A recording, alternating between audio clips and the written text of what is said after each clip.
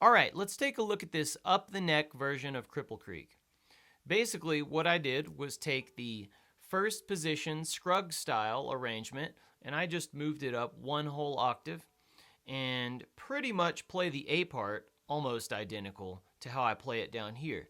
So that's one of the techniques you can do to start playing up the neck, is just take what you play down here in first position and try to move it up one full octave and try to play it the same way.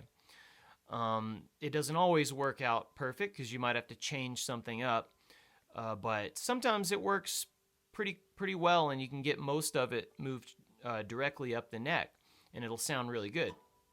So here we're going to walk through the steps of this Cripple Creek. Basically what I do is we're playing it in G as well, just to keep that in mind. We're not going to put the capo, but it's a good idea to practice this with the capo.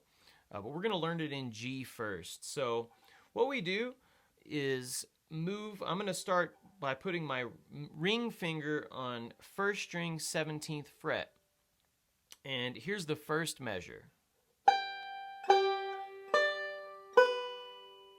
All right, so what I did was pluck the first string with the middle finger, then I did a pinch.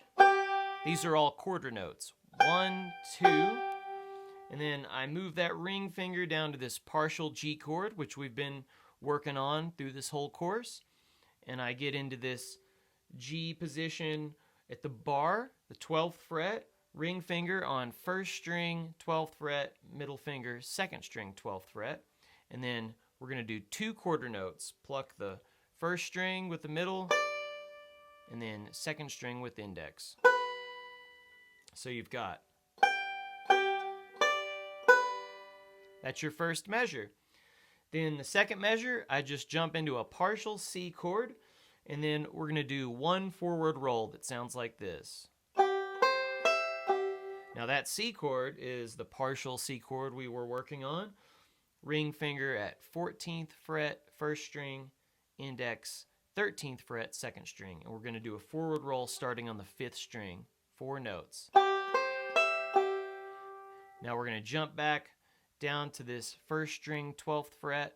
I'm going to pluck 1 quarter note with the middle, pinch. So this measure goes. All right, now we're going to be jumping into our Sally Gooden position. So I incorporated the Sally Gooden position to get the melody some. So we're going to jump into that, which is at ring on first string, 9th fret, index, second string, 8th fret. We're going to do a forward roll starting on the first string, and it's going to sound like this. All right, so what we do is pluck the first string, middle, thumb on the 5th. Now when we get to our 3rd string, we're going to reach out to the 11th fret with the pinky, and we're going to go.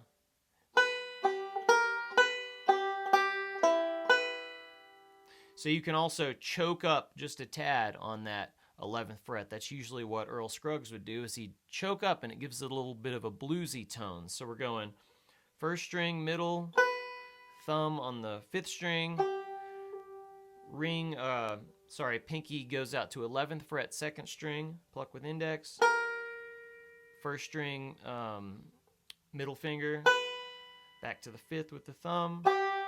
Now the roll kind of reverses. You hit the second string, 8th fret with index. Now once we get to this second to the last note, we're going to place our middle finger down on the 3rd string, 9th fret. So we're going. Oops, sorry. Then the last note is first string, middle. So you've got. Now when we go to our D chord, interesting little position that Scruggs would use is he would keep the ring. This is in Sally Gooden position. He'd keep the ring on that first string, 9th fret, and reach down to 3rd string, 7th fret with the index finger, and you're going to get this.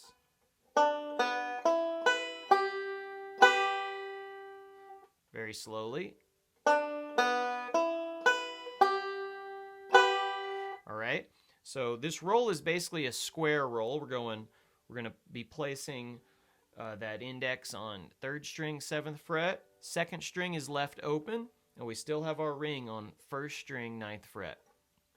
So we're going to be going thumb on the 3rd string, index 2nd open.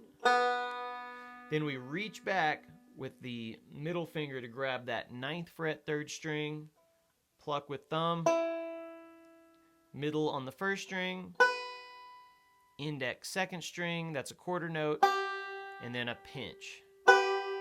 So that whole last 2 phrases of the A part, last 2 measures, sounds like this.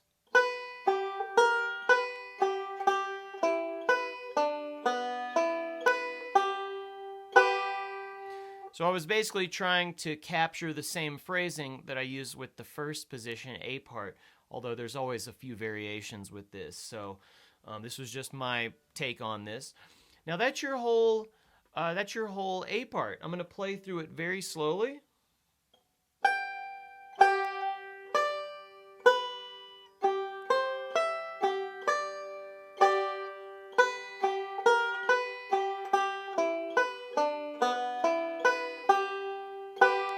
And you would do that 2 times. This is A, A, B, B. So there's your A part. Now we're going to jump into the B part. So the B part is going to be anchored in this Sally Gooden position that we were just doing. And then we're going to be doing a lot of this pinky on 11th fret, 2nd string. Here's the first measure. All right. So we're basically doing a partial Dillard roll and plucking 1st string with the middle finger. Now the second note of that is 2nd string, 11th fret. You're going to try that little choke thing. Then back to the 1st string middle, thumb on the 5th. And then we're going to be plucking 2nd string, 8th fret with the index, and then pinch.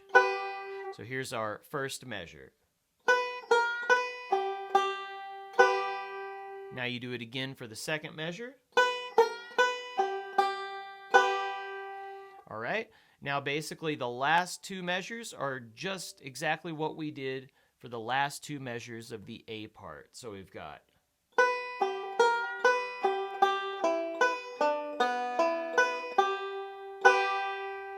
so it's the exact same. So just review that. Make sure you're looking at the right hand fingers underneath.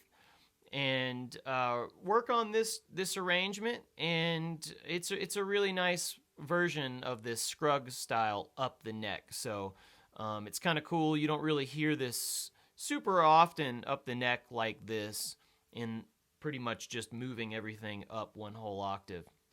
And it's kind of cool to include that Sally Gooden position, which you're going to see more in the course because it's just a really great way to play up the neck solos. So have fun with this version.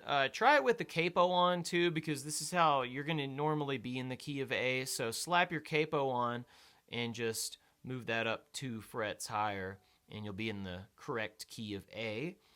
So work hard on this, and there's going to be more where this came from. So have fun.